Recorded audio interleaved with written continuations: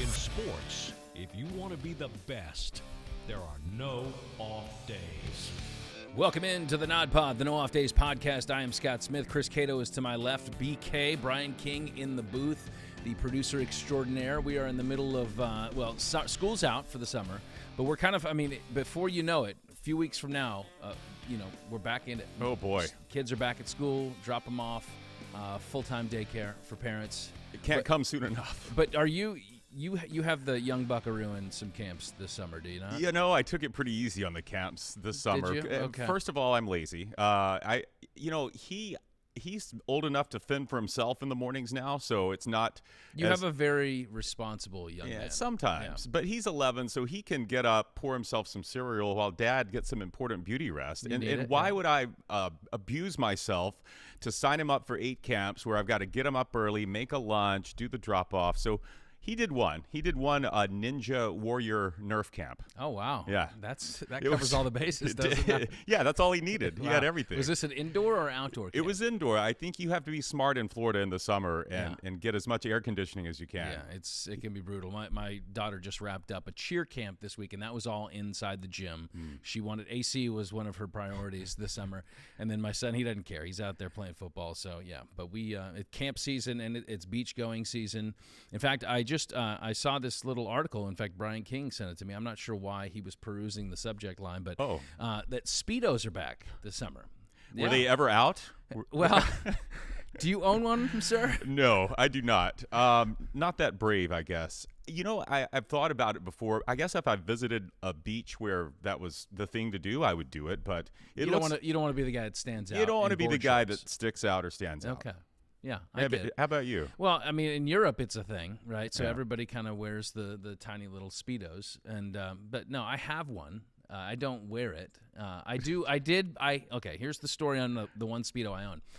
It's an American flag Speedo, so it's full-on Americana. That's exactly what Betsy Ross wanted. And I had it specifically to go to Europe, so I could represent. I could be that guy, that red-blooded American on those European beaches. And I thought this is just everybody's gonna look, and it's gonna be funny, and go for the laugh line. Nobody looked. Nobody cared because it was like us wearing regular bathing suits here, right? What are you doing? Right. Yeah. So, but they say sales are up north of 54% this year for the style you bought. Oh, okay. For the actual Speedos. Well, short shorts for dudes are like the thing now. They are. I know, and I struggle with that. The short shorts? I do, but I have no thigh muscles, so it looks odd. It still looks like I'm wearing a baggy shorts.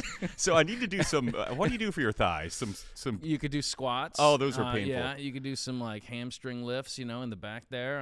There's a few things, but I think you need more than just a summer to kind of get those ready. So maybe next summer. Put in work now, and you'll be ready to go for next summer. So, BK, we welcome you in, and curious just how you found this article.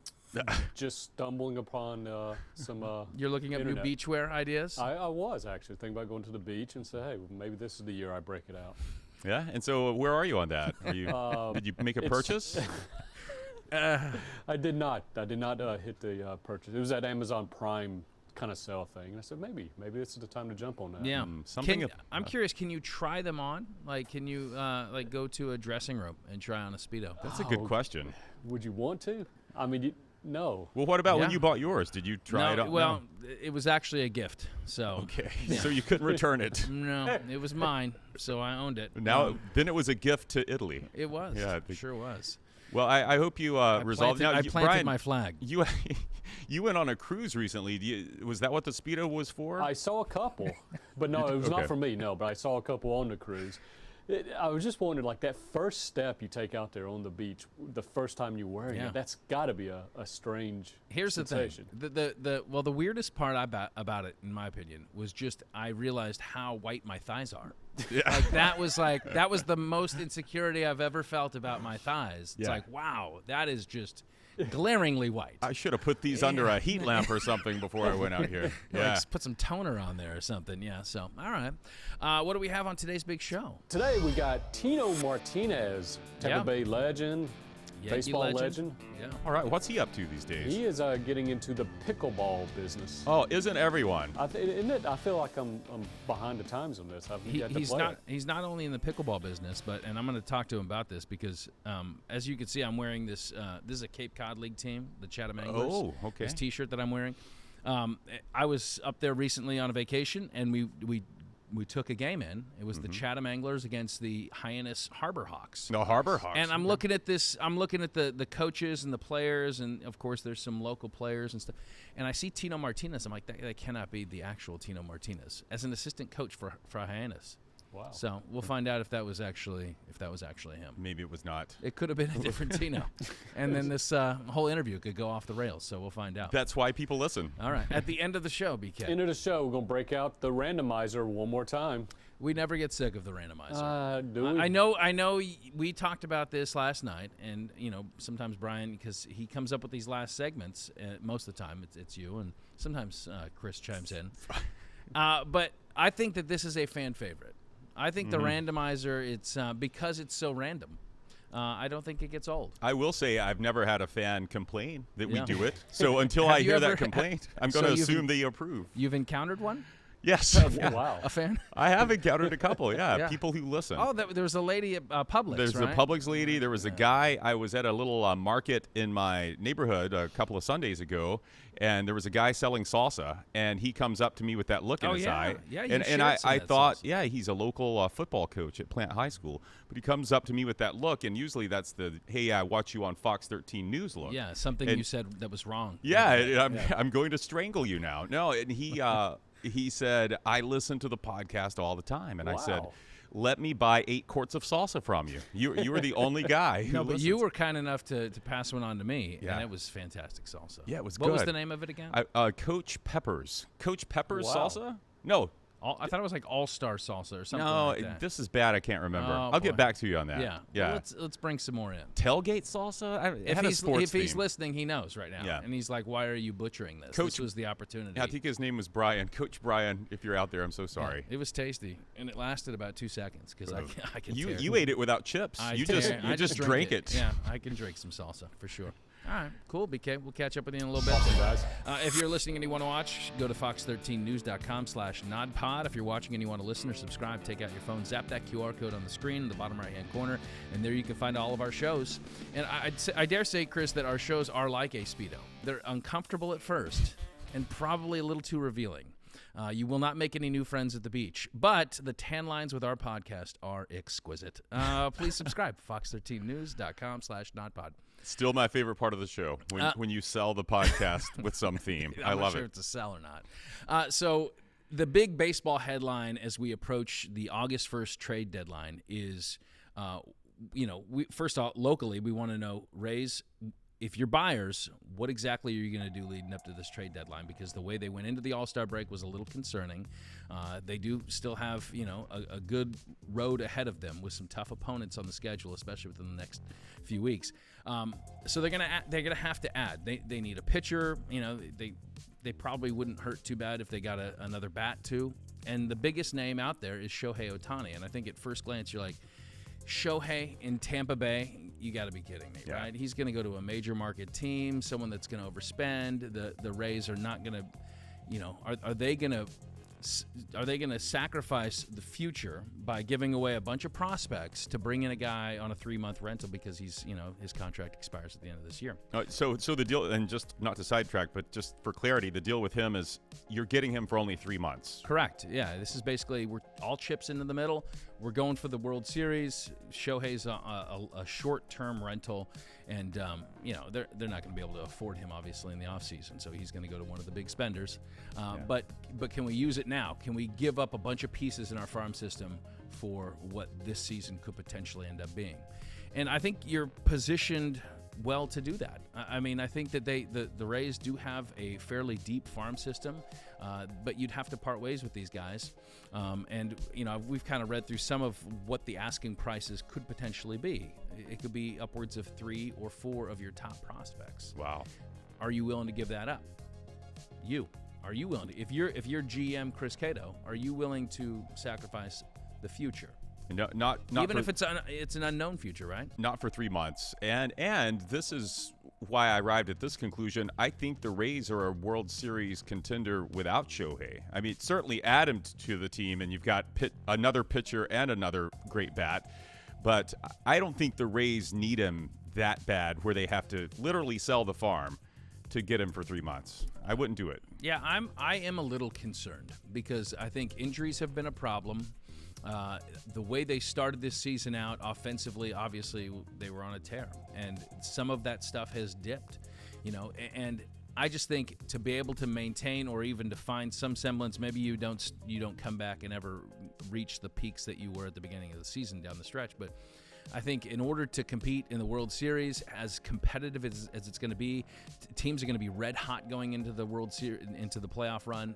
I just think you have to overstock the shelves. You can't bank on what they got out of this team in the early parts of the season was some career performances out of many of the guys. Yeah. Many of the guys. Yeah. They were all balling out. And to do that all at the same time, it's very hard to do. And so we were kind of in this euphoric state here locally about, hey, this team looks unbeatable, and they were for a while. But I just think reality at some point sets in. And when you get into the playoffs, I mean, you need to be as deep as possible. And I think big stars show out. We've seen that before. Even when the Rays made it a few years ago to the World Series and they played the Dodgers, the Dodgers had a star-laden team. And at the end, that's what got them across the finish line, despite the fact that the Rays, they're always going to be kind of a scrappy team that hangs in there. So I do say go in. I mean, it really depends what that trade is and what it looks like. But here is one example. I saw this on Bleacher Report. And they kind of threw out some teams that are in the mix. So you got the Rays, the Yankees, the Rangers, and then a couple in the National League. You got Dodgers and the Giants that could be in the mix, that be willing to give something up. For the Rays, what that might look like is their number one overall prospect in their system. His name is Junior Caminero. He is a shortstop / third baseman. He is the 15th overall in the top 100 across Major League Baseball.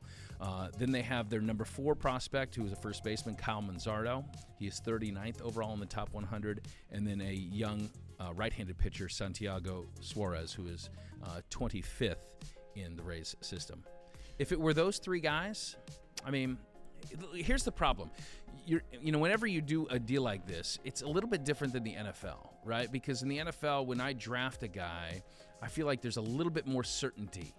Even though there's no certainty, but there is a sense of a greater commodity because that bridge from college to the NFL is not as long. You don't have to go through this development minor league period. How many of the Rays' current roster are made up of guys that came up through the system? You got Wander Franco and you got Shane McClanahan, really. I mean, that are major contributors, guys that you would not want to part with, and they're stars you can build around for years to come. Outside of that, how do they put their team together every year? These are a lot of vets that are coming over that are playing on incentive deals to kind of get another big contract, or they've found a way. I mean, look at their pitching staff. My goodness. I mean, like there's guys that people have given up on that the Rays bring in here and they ball out. They get the best out of them. Yeah. For me, I don't want to sit there and bank on what I might have with certain guys if everything works out and injuries don't play a factor in their career versus what I have right in front of me. The best opportunity, I think, potentially to win a World Series and bring it to this market, it looks like it's this year. And if you can go add the best player in baseball that fulfills not 1 but 2 needs on your team, I mean, such a unique guy. This is not just, you're not just leveraging the farm to bring in a guy that can swat some home runs or a lockdown starter. He does it all. He does it all. Yeah. And I just, man, this is. But do you think that's realistic? The 3 prospects you named, there would have to be more than that. I mean, you're talking a lot of money too, right? Well, he makes $30 million. I'm assuming that's I'm not a big contract guy, but I would assume that's prorated. Yeah. I mean, and so part of that is already going to be picked up by the Angels. Yeah. But I believe some of that's even negotiable as well. But you just have to, and I don't know that he has any, that he can block any trade. I'm not sure about that.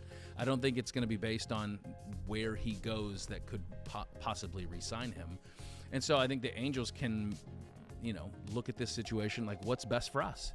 What's best for us may not be trading it to the Yankees or the Dodgers or these teams that would potentially lock him down in a long-term contract following the season, but it could be who's going to give us the best return in terms of prospects. Boy, could you imagine ticket sales at the Trop if that deal happened? That is another side benefit, too. They would actually have to open that upper deck that they open once a season. I think it would go crazy, and I think it could work, but it would be a Rays team that we have not really seen. But let's be real now. Who's gonna get him? It's gonna be the Yankees, right? They're gonna do the Yankees thing and roll out the checkbook and sign him. It could be that. It could be that. But I mean, you have to trade for him first, so he's not a free agent. The Angels have to say, hey, what's in it for me? They're not necessarily worried about what Shohei's long-term prospects are. And here's the other thing. The Angels, as we currently sit, they're only a few games out of the wild card. So they may run this thing right up to the trade deadline and say, look, if we're within striking distance, let's keep him and give it a shot. But they won't be. They won't be within striking distance. Unless they demonstrate to Shohei that they're willing to get there by going out and they need some pitching. And they need another bat. So maybe. Yeah, I mean, I'm just saying if they get hot here within the next couple of weeks leading up to the trade deadline, that's going to be a harder pitch internally. I think that they probably want to maybe. Yeah, and do you want to be the guy, the general manager who trades away this once in a lifetime player? You don't. Well, if you know you're not going to get him back next year, then because you're setting up your franchise for the future. So, yeah, I mean, in all reality, I could see him landing with. I mean, my goodness, can you imagine him with the Rangers? The Giants always seem to be players, and that's a very winnable NL West right now. I could see him like either L.A. Staying in L.A., going to the Dodgers, or the Giants making a play for him. So it'll be interesting, and if he comes here, I can't wait to get him on this podcast. Would you? We'll need an interpreter. Would you buy an Ohtani jersey? For 3 months? Yes, I would. Yes. I would go all in. It would either be like something that you would remember always as like, this was the greatest move, or boy, that was stupid. We sold the farm. He threw his arm out the first game, and he's toast. Yeah. We do want to give a big congratulations, a little bit of a change of topic here. Philip Rivers. What's he done? A lot. Apparently, he's been doing a lot. His wife is ready to give birth to their 10th child. 10. Wow. He's hitting double digits. Is he trying to match? Wasn't he number 17 in the NFL? Is he trying to match his football numbers? Is that where they're going with this? Well, I don't know. I mean, his kids the age range right now is 4 to 21. So, like, his wife has always been pregnant. Tiffany. I believe that is her name, yeah. So, I mean, congrats. If I could have a giant family like that, I don't know if I could hit 10. My wife cut me off at 2. That was it. I love the idea of a big family, but 10. Can you imagine what dinner? What's the grocery bill look like? No. What does you would need an NFL salary or a salary of a guy who played for 17, 18 years? Yeah, you would need that to support a family. But he's probably just living a very middle class lifestyle because these kids are breaking the bank. Man. I think he's Brian. Isn't he a high school football coach in Alabama now? Isn't that what he's doing? Not sure. He was doing some high school coaching. Yeah. I mean, I'm sure that's not the sole income he's relying on to support a family of 10. Did he play this last year, or am I getting my years? No, he didn't play this past year. Okay. No. Yeah.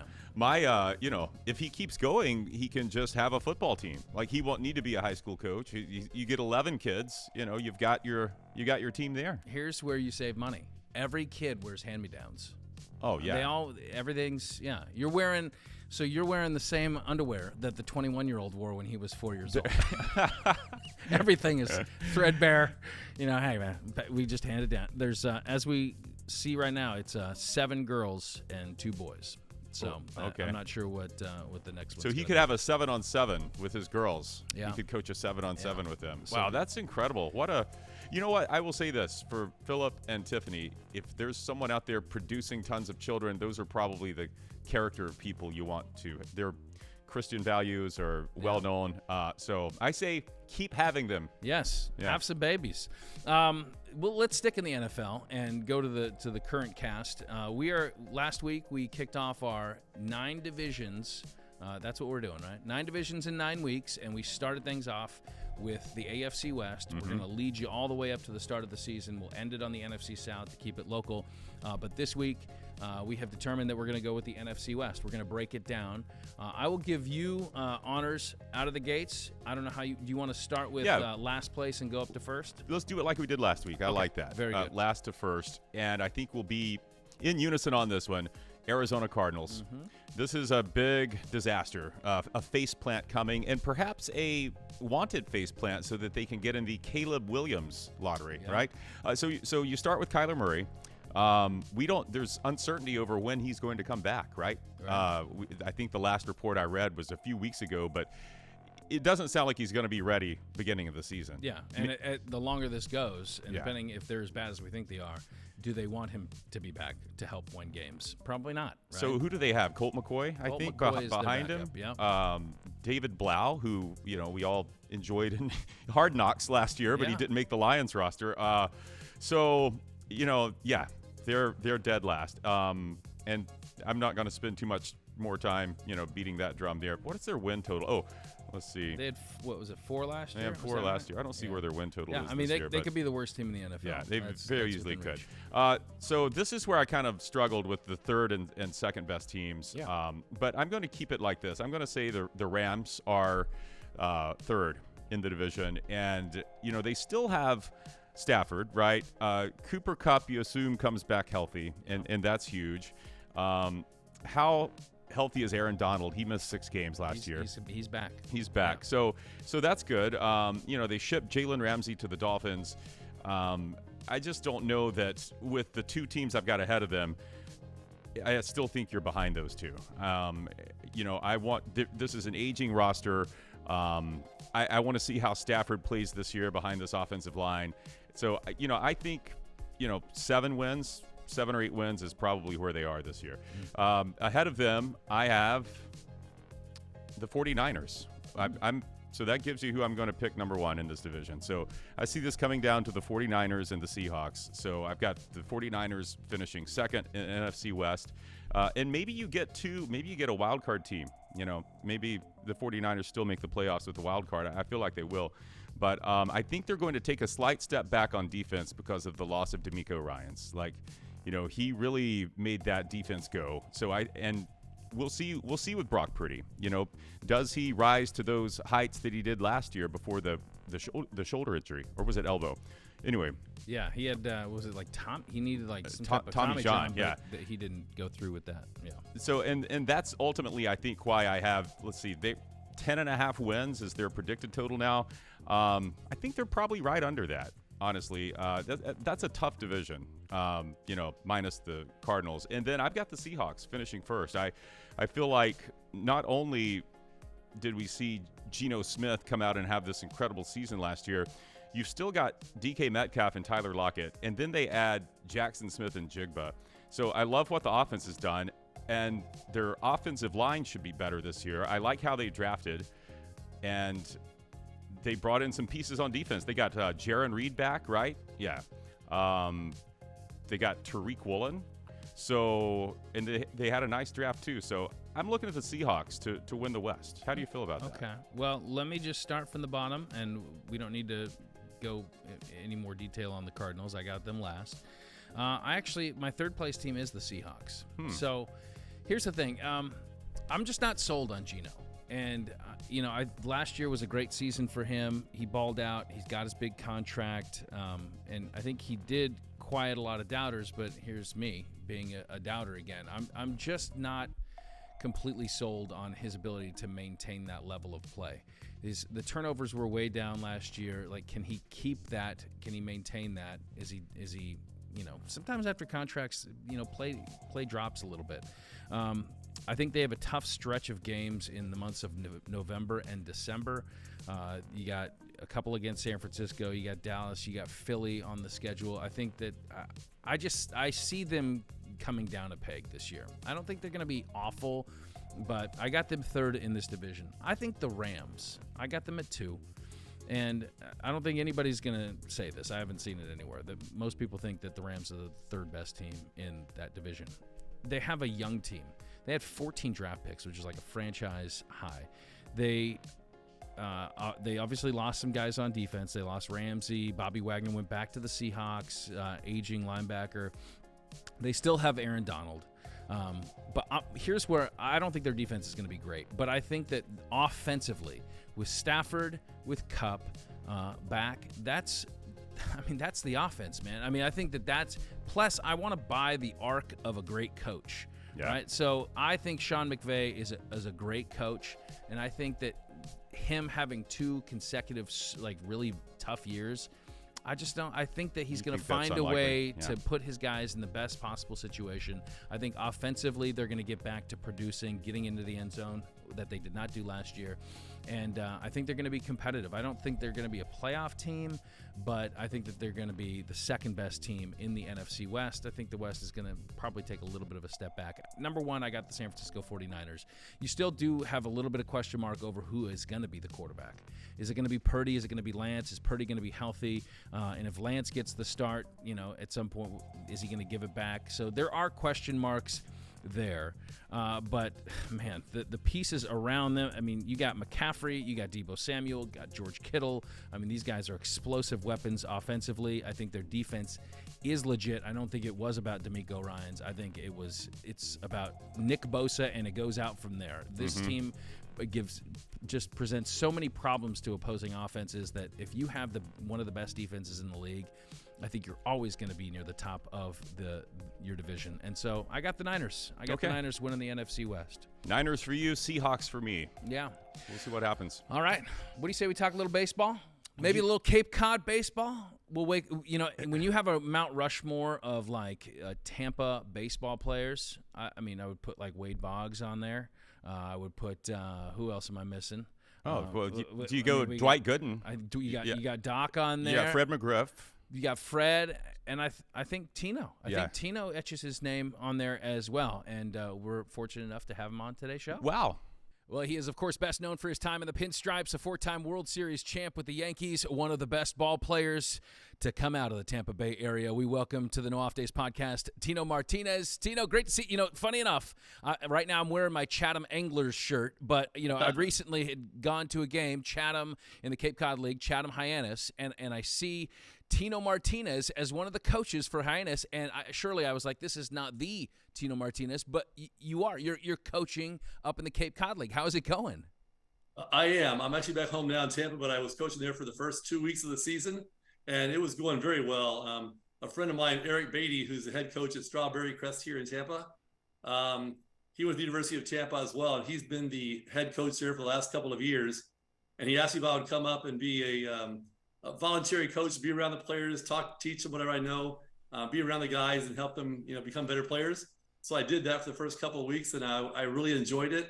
And I'll be heading back down up there on the middle of July for a couple more weeks. Is this just for fun, or are you kind of dipping your toes into maybe a full-time career in coaching? No, it's just for fun. I actually played after my freshman year at the University of Tampa. I played up there in Falmouth that summer for the Falmouth Commodores for that summer, and I realized what a great learning experience it was for me to be up there doing that. So when I got invited to do this volunteer coaching stuff, I thought it'd be great because I know how much fun the players have and how much they develop over that summertime to become better players in the future. I'm sure they can definitely lean on your insights into the game. But, this is not the only thing that you have cooking right now. I mean, you are now involved in also what we have to say, because this is how you always introduce pickleball. It is the fastest growing sport in America. And now here you are with PBX Pickleball, and all these former retired professional athletes from across all these different sports are involved in this. Tell us a little bit about this venture into the pickleball game. Yeah, it's fantastic. It's called PBX, and it's going to start this fall in September. And it's a combination of ex-MLB players, NHL players, NBA players, and NFL players. And we'll be playing against each other in doubles tournaments, traveling around the first competitions in Chicago. They'll be in Denver, Arizona, and back here in Tampa as well in the future. And we'll be able to play each other competitively for the fans, and the fans will be able to join in and play against us as well, against players they liked or fans of players they were fans of, or guys they didn't like as players. They get to play against both, and get their competition and have a lot of fun doing it. So it should be a great league, and I'm really looking forward to being involved in it. Yeah, no, that is cool. I see like NHLer like Chris Draper and Golden Tate from the NFL, and you, Kevin Youkilis from MLB. What sport kind of lends itself best to transitioning into pickleball? I mean, I would say obviously tennis first of all, but baseball maybe, and hockey, I guess, because we're using sticks and stuff to hit the ball, and hand-eye coordination is a lot involved in that. So again, it's like in baseball, you swing as hard as you can, but in pickleball, it's finesse. There's a lot of dinking going on, and just finesse. You can't hit the ball that hard to get it by somebody unless you have a slam dunk shot or something like that. But it's a lot of tactic going on and strategy that's a lot of fun to be a part of. Well, I'm sure that your skills transition quite well. Pickleball is, again, fastest growing sport, and it's easy to play, a lot of fun, and to be able to go up against former professional athletes, that is a cool component for sure. I want to talk about your time growing up here in the Tampa Bay area, because we talk about how unique this area is for the baseball talent that has been produced out of here. We had Fred McGriff, a Jefferson guy. You're a Jefferson High School grad on not too long ago. He talked about playing up against Dwight Gooden in high school, and Dwight played for Hillsborough, and when you went to Jefferson, you transferred from TC. You were teammates, longtime buddies with Gonzo, Luis Gonzalez. When you look back at that time, could you have dreamt of where this baseball dream could eventually take you? No, I would have no idea. Back then we had Fred McGriff, who made the big leagues. Wade Boggs made the big leagues before us. And like you talked about, I played with Luis Gonzalez throughout my Jefferson High School career. We played against Gary Sheffield. We played against Derek Bell, a bunch of guys who eventually made it to the big leagues. But once you get to the big leagues and you start your career, you never know what can happen. Injuries may happen, this or that may happen. But to have played for 16 years, win 4 World Series with the New York Yankees, play in all-star games, things I've never dreamed of. So it's taken me a lot further than I thought it would, and it's been the greatest experience I've ever had. I was looking back on that 97 Yankees roster, and you played, kind of caught the tail end of Wade Boggs' time with the Yankees, a short window. Dwight Gooden was also on the team that year. Did you guys feel kind of this Tampa connection between you, or was it just all baseball? No, we did. We did. That first year in spring training, when I was there, Wade Boggs had been there a couple of years. We had just signed Dwight Gooden. We had Kenny Rogers, who played over at Plant City. No, we did. We felt that we actually took a big picture. There's quite a few of us in the picture they took that day. We still have it. But, yeah, it was we talked about the Tampa connections. And over the years with Gary Sheffield playing the big leagues, we always talked about how great baseball was in Tampa, how it was growing up here, not just in high school, but also in Little League. We had some very competitive teams, and a lot of us made it. And nowadays you have, the Pete Alonso up there, Preston Tucker. Those guys are just doing very well and carrying on that champion tradition very well for all of us. Yeah, I mean, you played with Lance McCullers Sr. At Tampa Catholic, right? So there's that as well. But I'm curious, because George Steinbrenner, for as much as he means to Yankee fans, he means a lot to folks here in the Tampa Bay area. His imprint is seen all over the place here. Did he have a soft spot in his heart for Tampa guys? He did, yeah, but he also expected a lot more from us as well, to say the least. He was, obviously all about Tampa. His name is all over this town. But when he signed guys from Tampa, he expected us to perform at their best, just as he would anybody else from anywhere else. And if we weren't doing our jobs, he would let us know it, just like he would let everybody else know that. So he was tough on us as well, but he also knew that our backgrounds, where we came from, and how hard we work. Do you have a favorite George story? Oh, I mean, there's so many, great stories with, George, talking about how big of a heart he is, as far as, building the children's unit at St. Joseph Hospital. But I remember back in the day, when 96, 97, I had smaller kids. They were probably, 5, 4, and 3, or 5, 4, and 2, whatever it was back then. And my wife was traveling a lot by herself back and forth to New York. And she came up on an off day or whatever. I was in New York, and she flew up on Delta Airlines, and George Steinbrenner, believe it or not, would fly commercial as well. I flew, when he was by himself, he flew Delta first class. Oh. So when she arrived at LaGuardia Airport, she's got the 3 kids, and she's going to go get the bags and stuff like that. And this guy comes up to her with a sport coat on, and told her, "Hey, I'm here to help you with your bags." And she said, no, I'm good. I got it. Don't worry about it. He says, no, you don't understand, ma'am. I have to get you your bags to your car. If I don't get your bags and get you to your car, I'm going to be fired. I'm George Steinbrenner's driver. And so he waited in the car until that guy got her bags, got him in the car, and then he drove him home. That's the kind of guy he is. He expected a lot out of his ball players and people that were picking up folks from the airport as well. George Steinbrenner. Yeah, he made himself wait just so that he could do that for my family, which is awesome. Part of the cool thing about playing ball and growing up in the Tampa Bay area is that for a lot of guys, you and Fred McGriff and Wade Bond, you have opportunities at the kind of the tail end of your career to come and play even for a short period of time with the Tampa Bay Rays. What was that season of life for you like, to be able to come back and play in, right down the street from where you grew up? Yeah, it was fantastic. I wasn't sure what to expect because they really hadn't developed that great team they have now, that great organization they have now with the new ownership group. But it was so much fun to be at my house in the summertime and having lunch with my kids, jumping in the pool with them for a few minutes, then going to the ballpark, getting 4 at-bats, playing a Major League Baseball game and coming back home was kind of surreal. Like, I couldn't believe I'm in my house going back and forth playing against the New York Yankees or the New York Mets or whoever. It was a lot of fun. Lou Piniella was our manager at the time, which was a time when the team started to turn, get a little better and better. And he asked me to come back and be a veteran guy to help the young guys out like Carl Crawford, Rocco Baldelli, Aubrey Huff.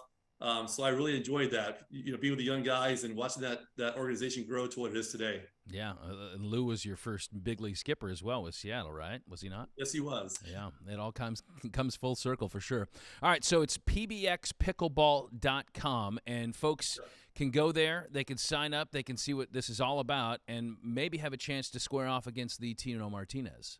Absolutely, or anybody else as well. Their favorite players. It starts this fall in September, so be on the lookout for it. Very good stuff. Hey, great to catch up with you. The great Tino Martinez, one of the Mount Rushmore baseball guys here in the Tampa Bay area, joining us here on the Nod Pod. Thank you so much, Tino. Thank you. What a nice individual. It was great to catch up with Tino. This is the first time I've ever had the privilege of chatting with him. So Chatham with him, you mean? Chatham with him. Yes, that's very good. That's where you were. Yeah. But we did some pickleball recently. We did that segment. You and I did, yes. Yeah. Yeah. Have you played it since? Yes, one time. Okay. And it was too hot. It was too hot in Florida to play pickleball right now. When the weather's nice, yeah, it is fun, right? I like it. Yeah. It doesn't require a ton of physical ability. Exactly. That's why I played. The court is small, It's more about it's a thinking man's game. It's placement, right?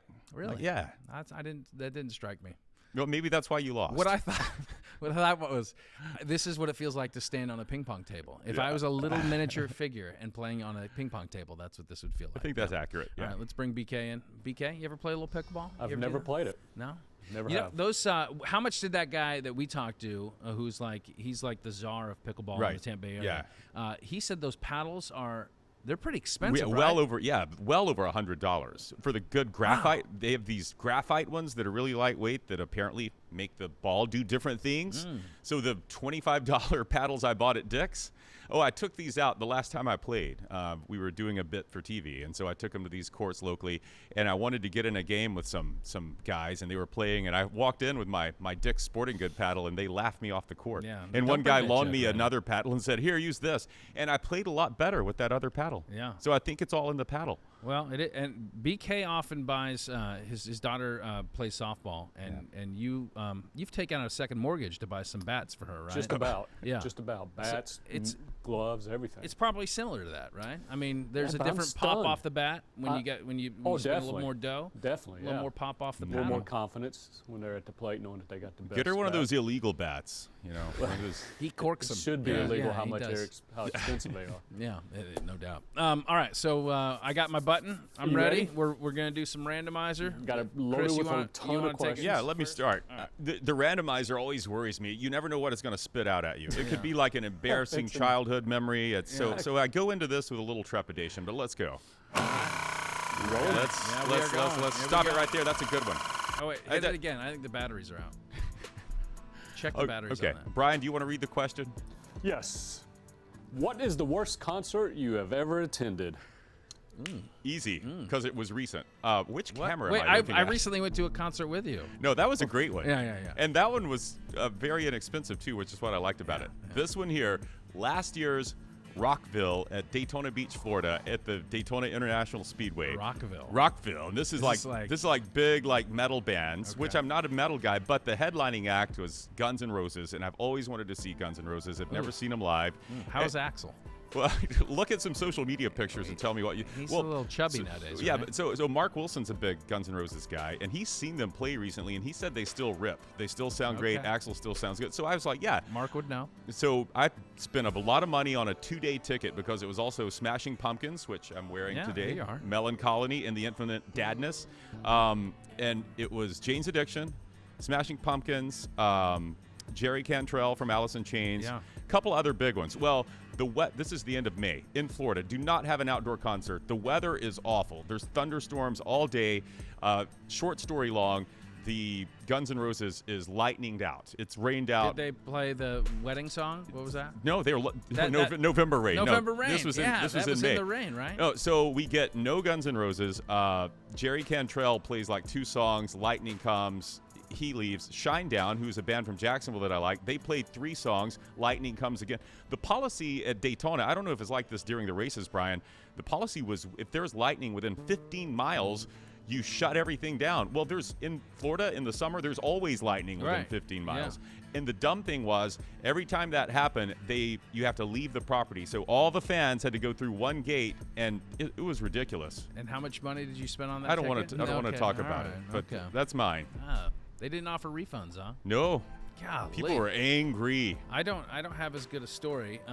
I would have never. I'm not a big concert guy, so I would not have gone to. I don't care about Guns N' Roses at all. Smashing Pumpkins. I went to a Stone Temple Pilots concert back when I was in college, and I was never a Stone Temple Pilots guy. I always thought they kind of. I mean, if I was a Pearl Jam guy, right? So I was kind of territorial. I didn't really, other than like Plush, they have like 3 songs. Yeah, Interstate Love Song. I there like. You go. That's one. Flies in the Vaseline. It was. I like some of their songs. Yeah. Hey, speaking of that, peace. What was his name? Scott Weiland. Yeah. 2 things on that. The concert you and I saw recently was a Pearl Jam tribute band in Tampa. They were awesome. Very good. Love and Trust. Yeah. But I discovered there's a Stone Temple Pilots tribute band called Stone Tampa Pilots. How good is that? I'm sorry. Yeah. I can't. You're not gonna I pay. Can't endorse. They'll probably be as good as STP in real life. Oh boy. I went to I was at the Super Bowl in Miami a few years ago, and their halftime concert. Oh, who was it? It was Shakira. I think. Yeah. I thought it was like way too much. Shakira, was it J-Lo and Shakira? Yeah, I think. Yeah, that was it. A lot of shaking was going on. There was a lot. I thought it was. You didn't like that? I thought it was highly inappropriate. I did. I know. What's wrong with you? I'm such a stooge. All right. Anyway, let's give me that. Yeah. It's already going. Hurry. All right. Here we go. All right. What should be in a junk drawer for it to be considered drunk drawer? Empty bottles. Drawer. To Everybody's be considered got a junk drawer. A junk drawer. Yeah, we actually have 2. Read that one more time. What should be in a junk drawer for it to be considered a junk drawer? Okay. Well, you got to have copious amounts of pens and pencils. That has to be in there. Tape has to be in there. That's crazy glue. If you got to have crazy glue, right? So that's got to be in there. Golly, we have about 8,000 different charger cables stuffed in there. Yep. We have school supplies for our kids, so there's like staplers, hole punches. We have 2 junk drawers. It's ridiculous. But I know, here's the thing. Anything that I'm missing, that's the first place I'm going. Sometimes my wife will throw my keys in there. I'm like, why'd you throw I can't leave the house with the keys. You put them in the junk drawer. What? No, that's when it's the drunk drawer. She's trying to keep you from driving. She throws your keys in there so you won't find them. What about you? That you named some of mine. I have. You said super glue. I have Gorilla Glue in my my drunk. Now I'm saying drunk drawer every time. Now it's a thing. Yeah. All right, I think you've got to have keys, and I don't mean a nice ring of keys on a key ring. I mean random keys that loose. You have that no you don't idea know what they go they're to. not labeled. Yes. And then you also have key rings that are attached to no keys, and these are usually souvenirs you got from an amusement park because that's the only thing you could afford. Those are in there. You definitely have tape, like you said. Books of matches. You know what else you have? You have batteries. Just loose batteries that you pulled out of things. Most of them don't actually work. You don't know, but every once in a while your remote dies and you get desperate and you go searching in that battery. Well, what's funny is that it was the bane of my existence, the fact that we had these random loose batteries. Because, not to pin this on my wife, but when she buys batteries or we buy batteries, she'll just empty them into into a container there. Yeah. But then I also, I'm swapping them out with ones that still have some juice left in it. You don't want to give up on them. So I bought one of those things that gauges how much juice is left in the battery. Oh. That was one of the best purchases I've ever made. That was smart. Yeah. I should saved do me that. a lot of time. All right. Let me randomize. Wait. BK, you never answered that. We'll get you on the next one. All right. Let me stop it right there. What is the movie you can watch 1,000,000 times and still not get tired of? Okay. Easy answer. It's Shawshank Redemption.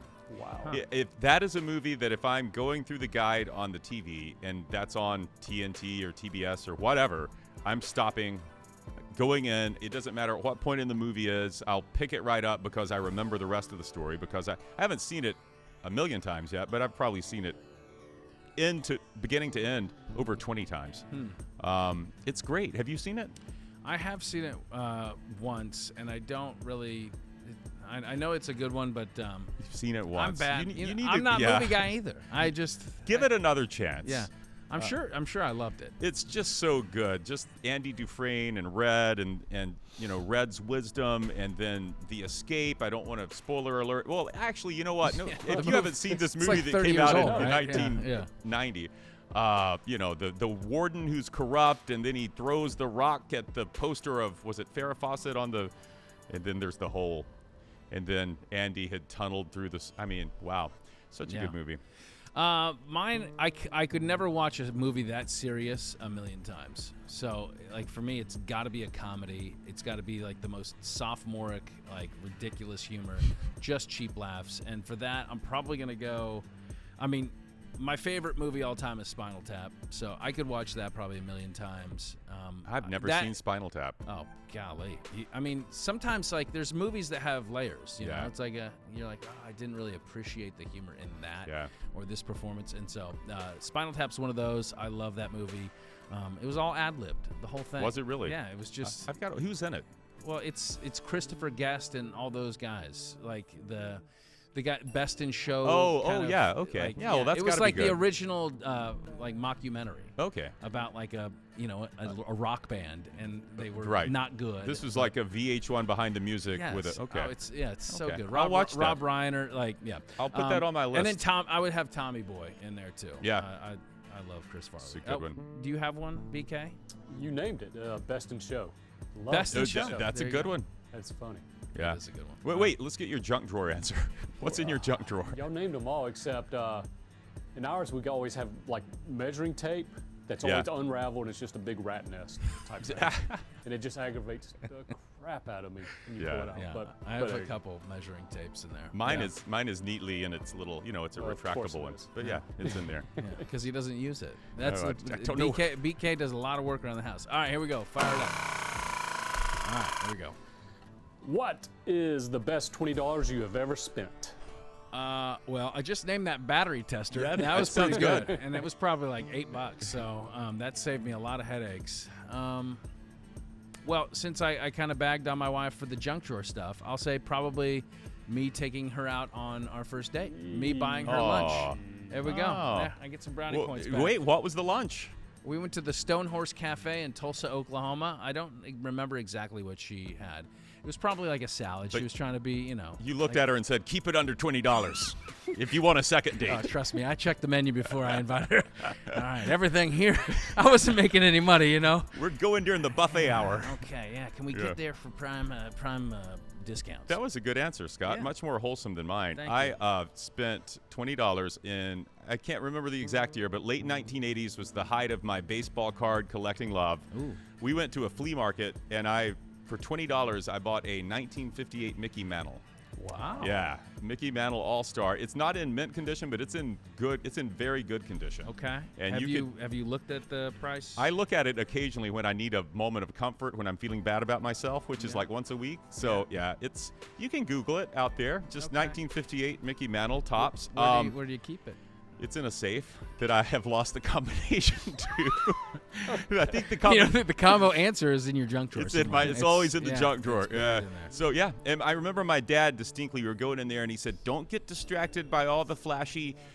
Remember Upper Deck? The Upper Deck cards had come out, and they were kind of the sexy new thing. They were a little bit Don't more get distracted expensive. by this Ken Griffey Jr. and these Terry Pendletons. What you need to do is find you an old card, and so it was like in a shoebox with just a bunch of other old cards, and I just was flipping through, pulled it out, $20. Nice. I couldn't get that money out of my pocket fast enough. Yeah. That's the only good investment I've ever made in my life, Brian. I'm a terrible investor. And once you get the combo, you're going to be able to pass that down to your son. That's the retirement plan. You'll never get it. BK, best $20 you ever spent?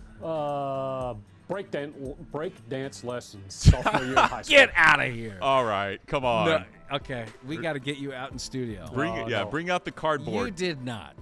Did you really? I did. Did it pay off? I thought it did at the dance, but it really didn't.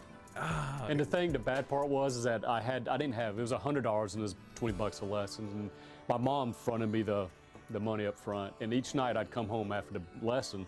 I'd have to get on the kitchen floor, show her exactly what I learned. So I'm up there spinning, hitting kitchen cabinets and stuff. So yeah. Mom wanted to make to sure. The hip, hop, hip to the hip, hop. Come on, BK, let's go. Come on, don't stop. Spin on your head, do the worm, man. That's I applaud you for wanting to learn though. I tried. You probably won the dance. I gotta imagine won the high school dance. You were envisioning like a circle's gonna form, and people gonna take turns, and I'm gonna have to get in there, and I gotta have something that I bring. I just need the confidence to do it, and So what happened? So you got the girl, right? Did you? No. Did you do like? Did you use those breakdance moves? Did you break your neck? No, I did 4 lessons, and it was just. So they were basically $5 a piece. Yes. Breakdance lessons these days way more expensive. Inflation. Who talked you into that?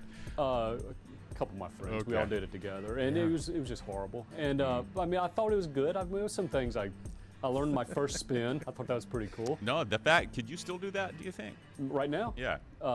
He throw his back out. Yeah, if there's a piece of cardboard lining around. Yeah. Intern, bring the cardboard out. Now. No. All right. Well, it's been fun. I've got to go. Yeah, that's good stuff. All right. Well, we learned a little bit. Junk drawer to his dance moves. And BK, we're going to have you break some of those down here. Definitely. Yeah. Future podcast. I always wanted to learn that kid and play dance too. Remember that you they jumped did over your own leg. Yeah, the house party dance. It was a high risk proposition. No, right? It's the one he did with play or kid. Oh, where they go back and they touch legs. Yeah, let's but learn that. There was also the kid and play one where you put your leg. No, I can't. I don't want to. That would jump your other that leg would kill me. Can't do that. Yeah, you bust a tooth right there. Yeah. Not good. All right. What comes next? Then bust a tooth. Yeah. All right. To watch a full-length episode of this here podcast, howtofox13news.com/nodpod QR code on the screen as well. You can subscribe on iTunes, Google Play, Spotify, and Stitcher, and you can also find us on all of the socials. Big thanks to Tino Martinez, and we wish him the best of luck, and hopefully the weather's nice up there in Cape Cod for the rest of his summer activities up there. And yeah, we're going to do some breakdancing. You ready to do this? Let's do it. Put on some Stone Temple Pilots and let's go. All right. Until the next time we're on, there are no off days.